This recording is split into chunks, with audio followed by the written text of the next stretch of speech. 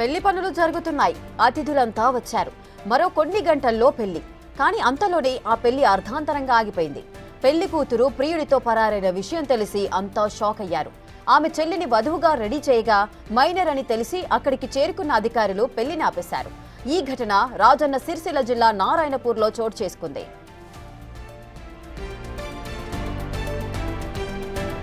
నారాయణపూర్కు చెందిన యువతి అనితకు హుస్నాబాద్కు చెందిన మొగిలితో పెళ్లి నిశ్చయమైంది.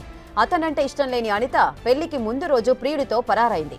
అవమాన భారంతో కుంగిపోయిన ఆమె తల్లిదండ్రులు తమ చిన్న కూతురును వరుడు మొగిలికిచ్చేందుకు సిద్ధమయ్యారు.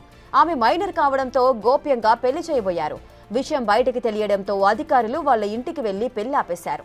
మైనర్కు పెళ్లి చేయడం చట్టరీత్యా నేరమని, చట్టపరంగా శిక్ష అనుభవించాల్సి ఉంటుందని హెచ్చరించారు పోలీసులు. దీంతో చేసేదేమీ లేక పెళ్లి వాయిదా వేశారు. కేసు నమోదు చేసి పరారైన అనిత కోసం గాలిస్తున్నారు.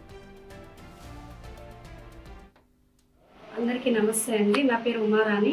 నేను సిడిపిఓ సిరిసిల్ల ప్రాజెక్టు నుండి పనిచేస్తున్నాను.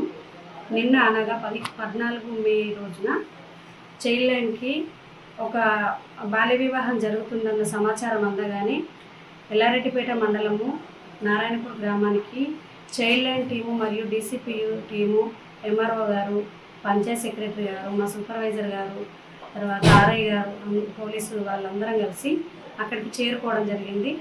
అక్కడ అమ్మాయికి 18 సంవత్సరాలు నిండనందున బాల్య వివాహం అని గమనించి అది నిలిపివేయడం జరిగింది. అంతేకాకుండా అక్కడ ఉన్నటువంటి వాళ్ళ తల్లికి మరియు మిగతా అక్కడ ఉన్నటువంటి అందరి వాళ్ళ కుటుంబ సభ్యులందరికీ కూడా బాల్య వివాహం చేసుకోవడం వలన కలిగే నష్టాల గురించి కూడా వివరించడం జరిగింది. బాల్య వివాహం చేసుకోవడం వలన ఎర్లీగా ప్రెగ్నెన్సీ రావడం జరుగుతుంది. మరియు రక్తహీనతకు లోనయ్యి లో బర్త్ వెయిట్ బిడ్డ పుట్టే అవకాశం కూడా ఉంటుంది. దీంతో మ్యాటర్నల్ డెత్ కూడా జరుగుతుంది. కావున తల్లికి బిడ్డకు ఇద్దరికి కూడా ఇది ప్రమాదకరం కాబట్టి, మరియు అవగాహన అంటే జీవితం పైన కూడా అవగాహన లేక అనేక ఇబ్బందులు ఎదుర్కొనే అవకాశం కూడా ఉంటుంది. కాబట్టి చిన్న పిల్లలకి అంటే 18 సంవత్సరాలు నిండకుండా కూడా ఎవరైనా వివాహం చేస్తే అది చట్టరీత్యా నేరము. 2006 చైల్డ్ మ్యారేజ్ యాక్ట్ ప్రకారము ఖచ్చితంగా జైలు శిక్ష కూడా ఉంటుంది. ఈ విధంగా అందరికీ కూడా మేము అవగాహన కల్పించడం జరిగింది. రేటిక మరో కొన్ని గంటల్లో పెళ్లి జరగబోతుండగా పెళ్లి కూతురు తన ప్రియుడితో కలిసి పరారైంది. దీనికి సంబంధించిన పూర్తి డీటెయిల్స్ మా ప్రతినిధి శ్రీనివాస్ అందిస్తారు. శ్రీనివాస్,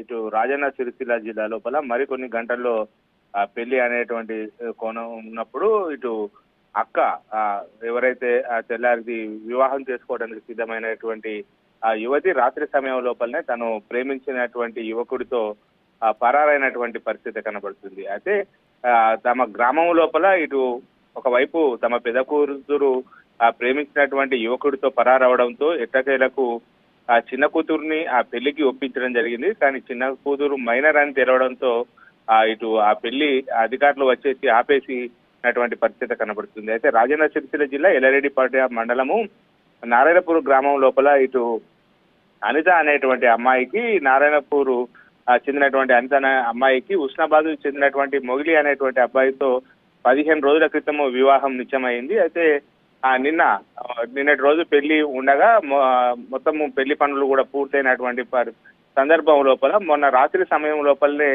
ఆ పెళ్లి కూతురు తన ప్రియుడితో జంపైనటువంటి పరిస్థితి కనబడుతుంది. మొత్తానికైతే కుటుంబం యొక్క పరువు పోతుందని చెప్పి రాత్రి అంతా కూడా ఆ కుటుంబ సభ్యులంతా నిద్ర లేకుండా ఇటు మొత్తం కూడా ఒకేసారి తమ కూతురు చెప్పకు చేయకుండా ఇంట్లోకి వెళ్ళిపోవడంతో అయితే వాళ్ళంతా అవమాన భారంతో మునిగిపోయారు. అయితే ఆ పెళ్లి అబ్బాయిని ఒప్పించి తన చిన్న కూతురును ఇవ్వడానికి సిద్ధమయ్యారు.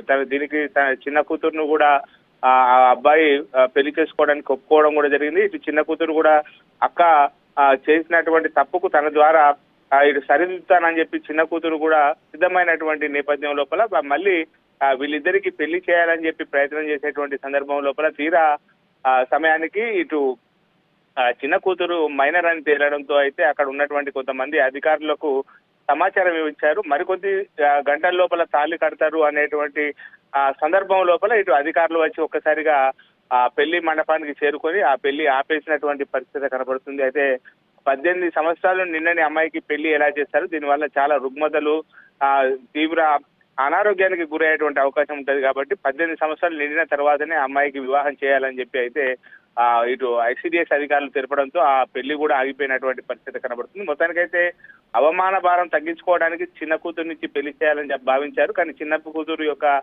వయస్సు నిండకపోవడంతో ఆ పెళ్లి కూడా ఆగిపోయినటువంటి పరిస్థితి కనబడుతుంది రేఖ మనకు. Right, thank you Srinivas.